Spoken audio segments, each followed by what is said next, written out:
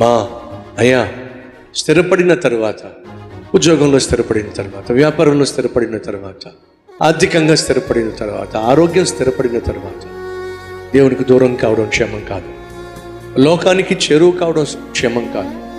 పాపానికి బానిస కావడం, బందీ కావడం క్షేమం కాదు. దేవుడు ఈరోజు నిన్నే హెచ్చరిక చేస్తున్నాడు. ఒకప్పుడు చాలా బాగున్నావు, ఆత్మీయంగా ఉన్నావు, పరిశుద్ధంగా ఉన్నావు, నాకు దగ్గరగా జీవించావు. కానీ నేను ఇచ్చిన ఆశీర్వాదాలు ఆధారం చేసుకొని రోజు రోజుకు దూరం అయిపోతున్నావు. ఏ ఆశీర్వాదం అయితే నీకు ఇచ్చానో, ఏ ఆరోగ్యం అయితే నీకు ఇచ్చానో, ఏ ఆర్థిక బలం అయితే నీకు ఇచ్చానో, ఏ అప్పులైతే నేను తీర్చానో, ఏ శరీరంలో ఉన్న బలహీనతను తొలగించి స్వస్థతనిచ్చానో, దాన్ని నువ్వు ఆధారం చేసుకొని నన్నే విడిచిపెట్టి నువ్వు దూరంగా వెళ్ళే ప్రయత్నం చేస్తే క్షణం చాలో ఇచ్చిన వాటిని మళ్ళీ తిరిగి తీసేసుకోవడానికి.